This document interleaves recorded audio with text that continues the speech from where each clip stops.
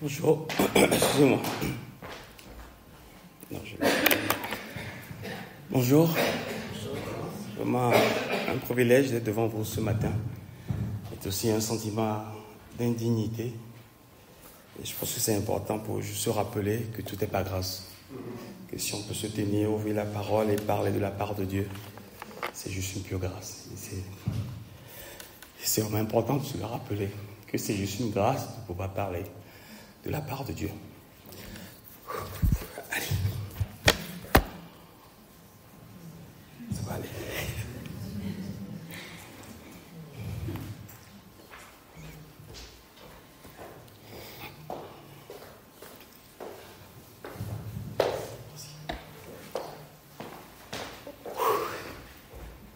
Ok, ce matin, j'aimerais qu'on tourne ensemble dans le livre de 1 roi. Et le livre de 1 roi, un livre qui relate les récits du royaume uni sous Salomon, et le récit du royaume divisé, après le fils de Salomon. Et le royaume étant divisé, il y a le royaume de Juda qui est le royaume d'Israël, le royaume du Nord. Et le récit que nous allons voir ce matin, c'est le récit d'un des rois du royaume du Nord, Akab, à qui Dieu a livré, qui était en guerre contre le royaume de Syrie. Et Dieu a livré le roi de Syrie entre ses mains. Mais au lieu de tuer ce roi, il a laissé vivre. Donc voilà un peu le contexte. Et pour cela, tournez avec moi dans 1 roi chapitre 20. 1 roi chapitre 20.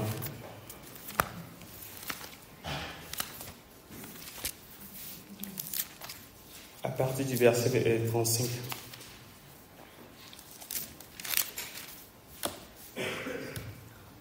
1 roi chapitre 20 du verset 35 jusqu'à la fin du chapitre.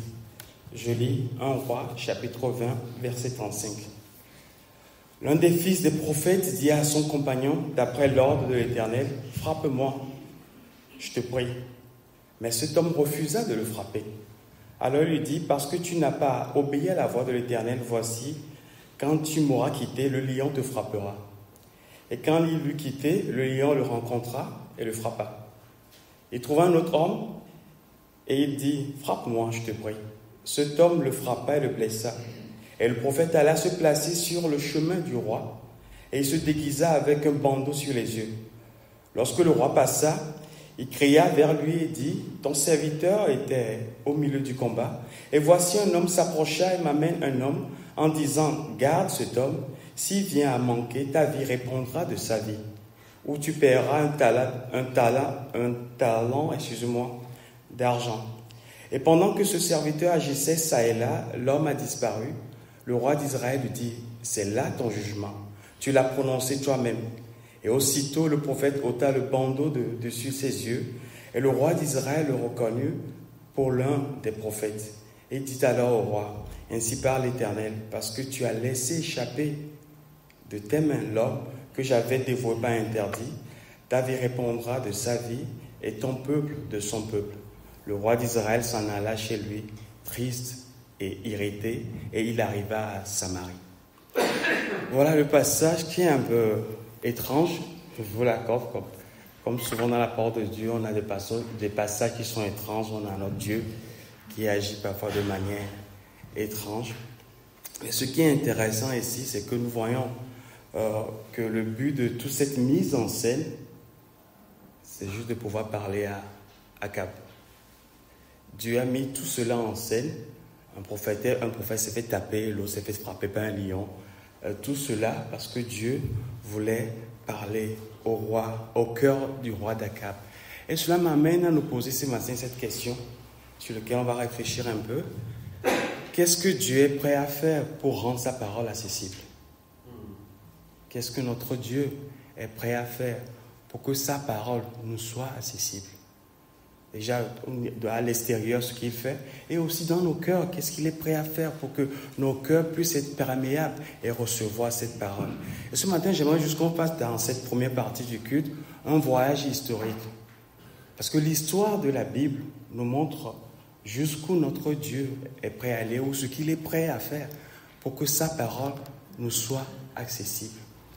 Et mon histoire a commencé avec Alexandre le Grand, qui a conquis le monde à l'époque, la Grèce était devenue la puissance à l'époque. Et son but, c'était de faire en sorte que la culture grecque soit imprégnée dans chaque culte, dans chaque population.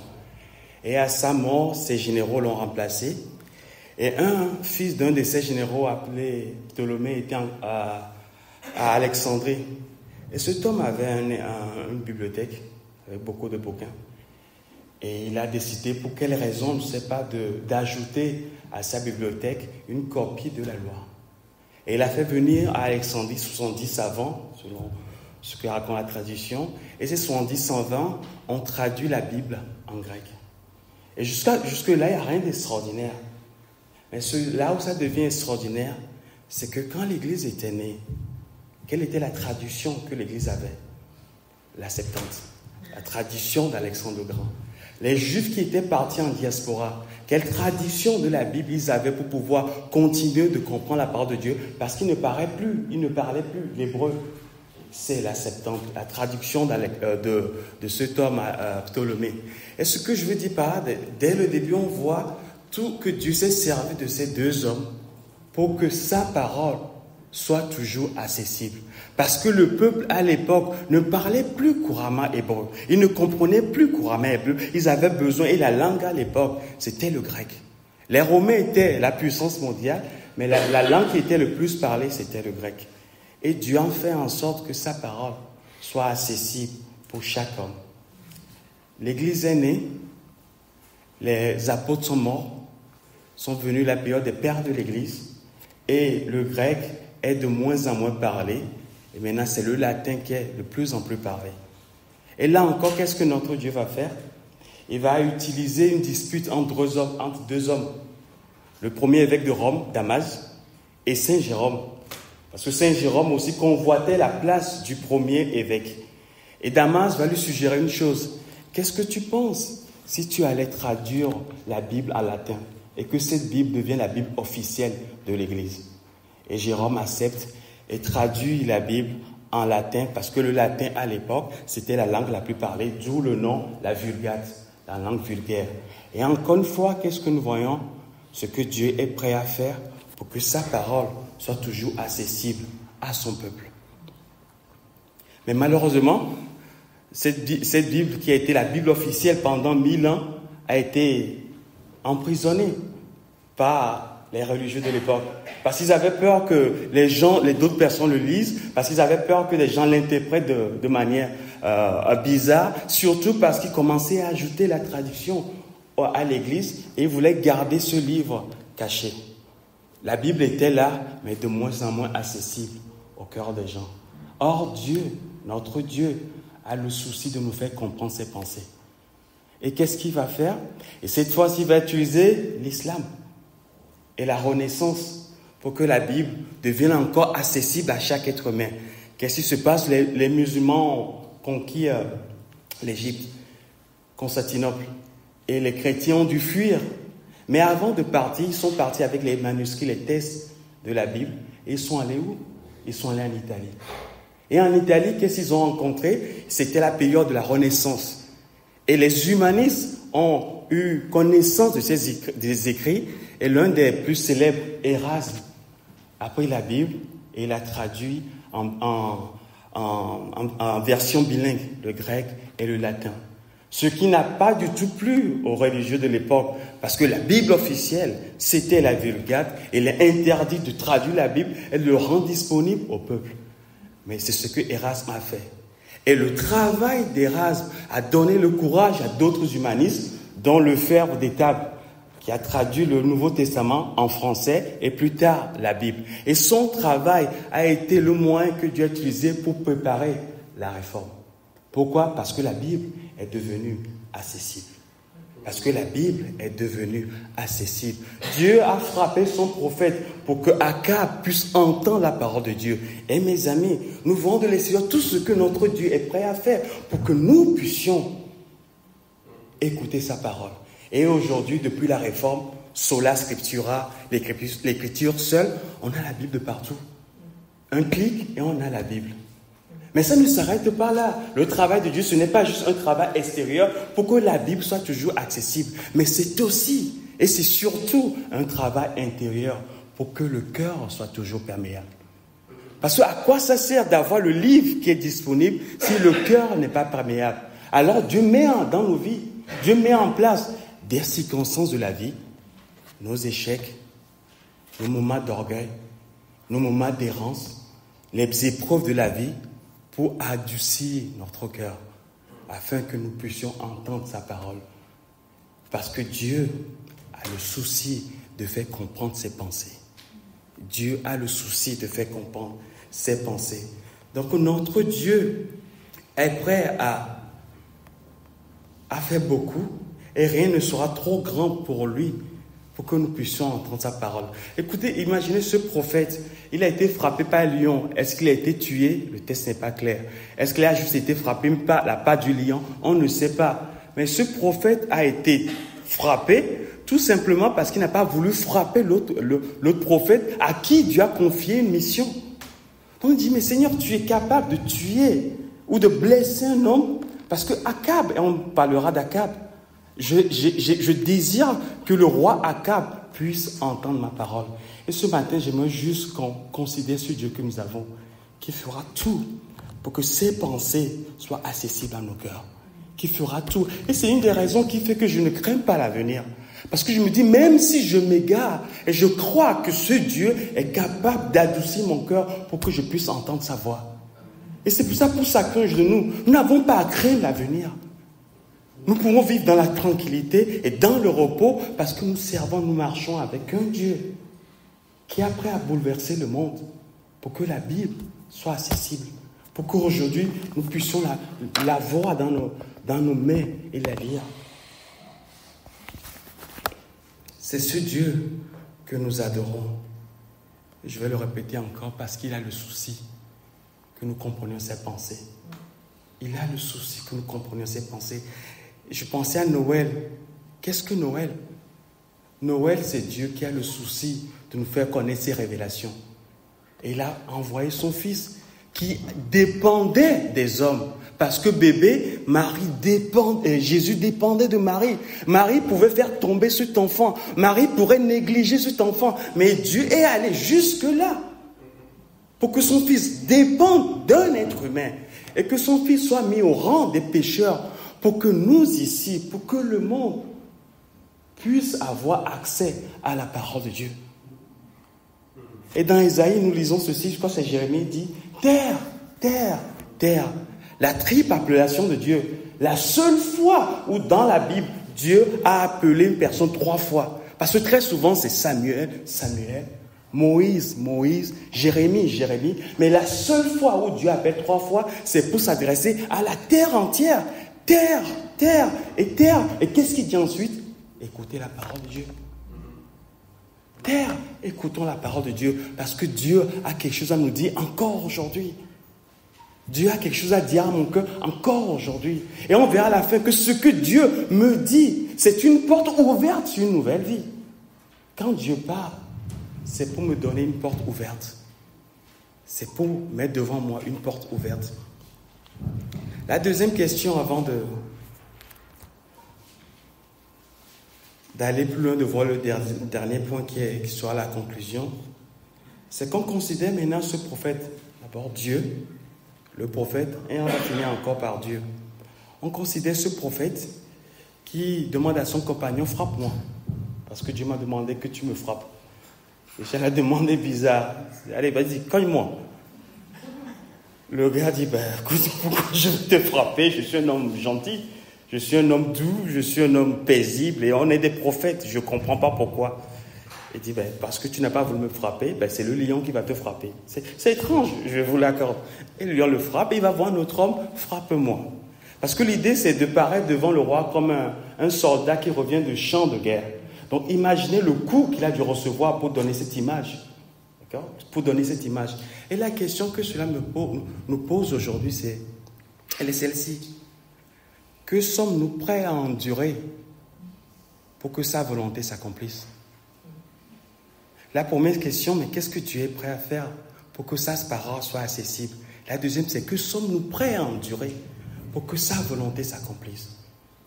Que sommes-nous prêts à supporter, à accepter pour que la volonté de ce Dieu, comme on va le voir après, de ce Dieu d'amour puisse s'accomplir? Qu'est-ce que je suis prêt à supporter pour que, je vends la mèche avant, un méchant comme Akab puisse entendre la parole de Dieu? C'est un roi méchant et pervers. Et ce prophète a accepté des coups pour que cet homme puisse entendre la parole de Dieu. Que suis-je prêt à accepter pour que ma femme, mes enfants, mon voisin, le frère, la sœur puissent entendre les pensées de Dieu? Dans Romains chapitre 8, verset 6, Paul dit ceci: c'est à cause de toi qu'on nous met à mort tous les jours, qu'on nous regarde comme des brebis destinées à la boucherie. C'est à cause de toi, dit-il à Dieu. C'est toi la cause. C'est à cause de toi que nous sommes frappés, que nous sommes humiliés, que nous sommes rejetés, que nous risquons la mort. Mais pourquoi? Pour que la gloire de Dieu se manifeste. Et termine en disant, mais dans toutes ces choses, nous sommes plus que vainqueurs. Pourquoi? Parce que même quand Dieu nous livre à la mort et quand Dieu nous pousse au rejet, ce qui en sort, c'est sa toute puissance est glorifiée. C'est sa gloire qui est glorifiée. Et Paul ici nous dit une chose: je suis prêt à endurer les coups pour que la volonté de Dieu soit accomplie. Et c'est la question que ce matin, toute la semaine, j'ai médité sur ce passage, mais ce matin encore, je me pose cette question: quel prix je suis prêt à payer? On est à Toulouse depuis 3 ans maintenant. On a une grande église de 4 personnes. Et on se retrouve dans le grand temple de la maison de Pierrette, où on doit enlever nos chaussures comme des musulmans pour aller adorer notre Dieu. Et on est là dans sa chambre avec Okan, son chien qui fait le tour, et qui on enferme pour qu'on puisse parler de la part de Dieu. Et je vous avoue que des fois, je me pose la question: Seigneur, jusqu'à quand? Où est-ce qu'on va? À quoi sert ce truc, quoi? Finalement, qu'est-ce que tu veux faire? Et Dieu dit: obéis, crois. Est-ce que la finalité sera d'avoir une assemblée? Je ne sais pas. Mais ce qui est sûr, et c'est ce que j'adore le plus, c'est que dans mon cœur, dans nos cœurs, il y a un travail extraordinaire qui se fait. Et c'est ça le plus glorieux. C'est la transformation. C'est cette rencontre avec Dieu dans ce moment qui est ridicule, je l'avoue. C'est ridicule de se retrouver tous les dimanches matin, 3 et 4 avec nos enfants, prêcher comme on était sans, parce qu'on sait que là, on rencontre Dieu. Mes amis, rencontrer Dieu, c'est la chose la plus extraordinaire qu'on peut avoir dans la vie de tous les jours. C'est là, on rencontre Dieu lorsqu'on se convertit, mais chaque jour, pouvoir rencontrer Dieu, c'est la meilleure chose qui puisse nous arriver.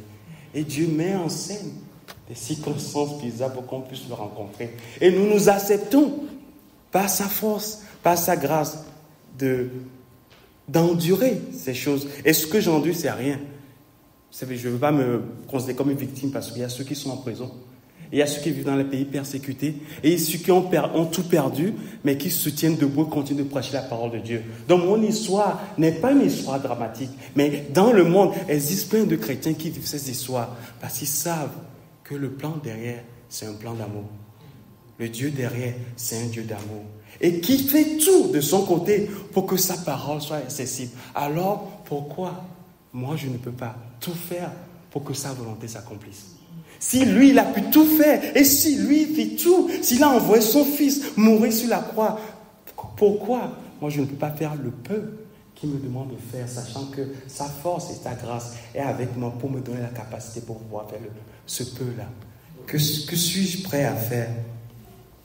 Sommes-nous prêts à être conduits par Dieu? Écoutez ceci, au bout du rouleau.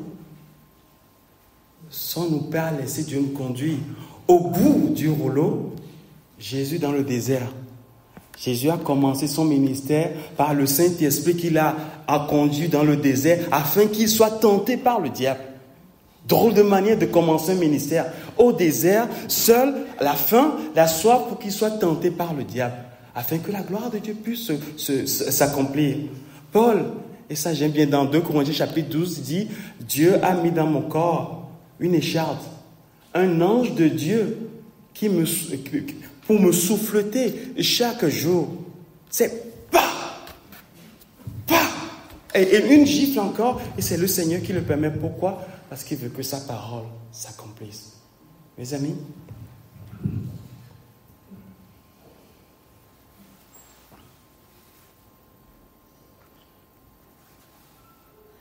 que sommes-nous prêts à sacrifier sur l'autel de sa volonté?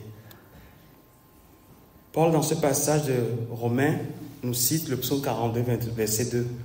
C'est ce psaume qui cite dans ce passage pour nous montrer que traverser des épreuves, voire la mort, pour l'amour de Christ n'est pas une nouveauté. Ça a toujours été le cas. Dieu a livré son peuple. Et Paul, dans ce passage, dit, mais dans toutes ces choses, nous sommes plus que vainqueurs, et commence à citer une liste de choses qui ne peuvent pas nous séparer de l'amour de Dieu. Les démons, une liste de choses qui ne peuvent pas nous séparer de l'amour de Dieu. Et cela m'amène au troisième point, parce qu'en réalité, oui, il est question de l'amour de Dieu. Et le troisième point, c'est que Dieu aime l'individu. Premier, qu'est-ce que Dieu fait pour que sa parole soit accessible? 2, qu'est-ce que nous sommes prêts à endurer pour que sa volonté s'accomplisse? Et 3, en réalité, c'est une histoire d'amour. Dieu aime l'individu.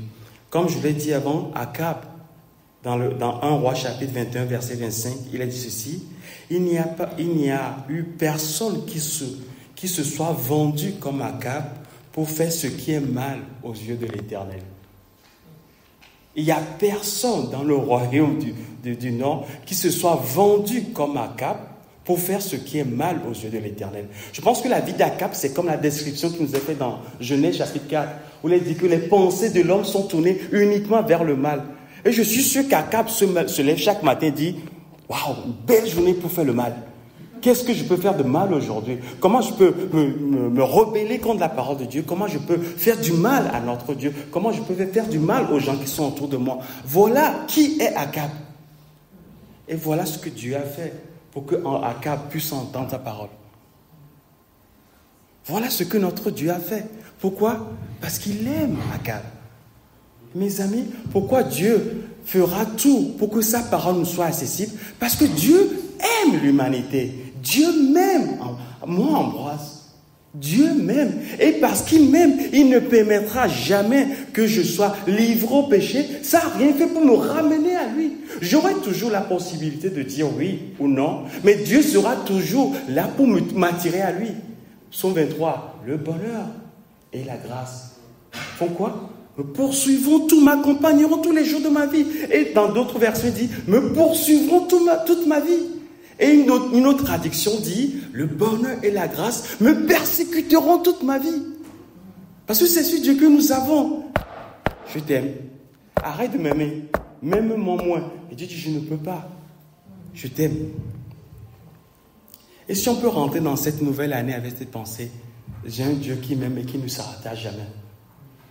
Tant que je n'ai pas dit oui Seigneur, tant que je n'ai pas capitulé, tant que je n'ai pas dit j'ai compris, tant que je n'ai pas dit oui je reçois. Et ce qui est intéressant, le but de cette mise en scène, on a dit, c'était de reprocher à Akab sa décision de laisser aller le roi de Syrie.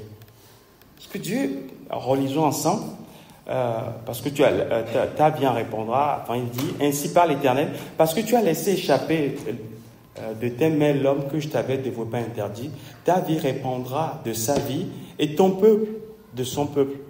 Donc un message, quelque part on dit, est-ce qu'il a besoin même d'entendre ça? Est-ce que Dieu a besoin de se déplacer pour ça? Oui, parce qu'en réalité, connaissant notre Dieu, je crois que c'est une opportunité qui est donnée à Akab de se repentir. Parce que Dieu ne se réjouit pas de la mort du méchant. Dieu n'est pas au ciel. Ah, ok, maintenant, je vais me réjouir quand tu vas mourir. Cette parole donnée par Dieu, par la bouche du prophète, est une opportunité placée devant Akab pour qu'il se répande. Parce qu'à chaque fois que Dieu parle, mes amis, il ouvre une porte devant nous. Une porte de grâce, une porte pour la repentance, ou une porte pour expérimenter son amour, une porte pour voir sa grandeur. À chaque fois que Dieu parle, mes amis, c'est une porte ouverte devant nous. Et devant Akab, Dieu ouvre cette porte pour la repentance. Parce que dans le royaume de Juda, le pire roi du royaume de Juda s'appelait Manassé. Il a fait des choses les plus abominables. Mais dans sa prison, Manassé s'est humilié. Et vous savez quoi? Dieu l'a relevé. C'est ce Dieu que nous avons. Donc quand Dieu parle, c'est jamais juste pour nous écraser. C'est toujours pour nous montrer le chemin qu'on doit suivre, le chemin de la vie. Quand Dieu parle, c'est pas pour nous culpabiliser, mais c'est pour nous convaincre du péché. C'est la conviction du péché que Dieu produit dans nos cœurs et non la culpabilité, la mauvaise culpabilité. Je lisais cette semaine un article où l'auteur définissait un peu la conviction du péché. Dit, la conviction du péché, c'est Dieu dans son amour déclarant la guerre à la fausse paix que nous acceptons. La conviction du péché, c'est Dieu. Parce que oui, on a la paix, on fait des choses mal, mais on a cette fausse paix. Et la conviction du péché, c'est Dieu qui dit non, c'est faux. Ce n'est pas la manière de vivre. Je vais combattre cette fausse paix parce que je veux que tu aies la vraie vie et la vie éternelle. Mais comme nous le dit la suite du verset, le roi d'Israël s'en alla chez lui, triste et irrité. Il était triste, mais irrité contre ce Dieu-là. Mes amis, ce n'est pas aussi notre histoire. Combien de fois la volonté de Dieu m'irrite? Combien de fois la pensée de Dieu m'irrite? Parlez-moi d'autre chose. Parlez-moi de la pluie, du beau temps, mais arrêtez de me parler de ce Dieu, des fois, qui, j'ai l'impression, ne me comprend pas. Alors que c'est une porte ouverte devant nous. C'est une porte ouverte devant nous. J'ai lu dans un livre l'histoire d'un homme qui disait, quand j'étais petit, je pensais que ma mère était sadique. Parce que ma mère m'amène chez le médecin, chez un homme qui est payé pour me faire du mal. Mais quand j'ai grandi, j'ai compris que ma mère me cherchait plutôt du bien. Et des fois, c'est la perception qu'on a du plan de Dieu. On a l'impression que Dieu est juste là pour nous blesser. Mais loin de nous blesser, Dieu est là pour nous donner la vie. Donc on n'a pas besoin de s'irriter. Nous pouvons embrasser ce plan de Dieu avec amour parce que c'est une histoire d'amour. C'est une histoire d'amour. Et je vais m'arrêter. Ce n'est pas combien de temps j'ai prêché, mais embrassons le plan de Dieu. Parce que c'est une histoire d'amour. Que le Seigneur nous bénisse.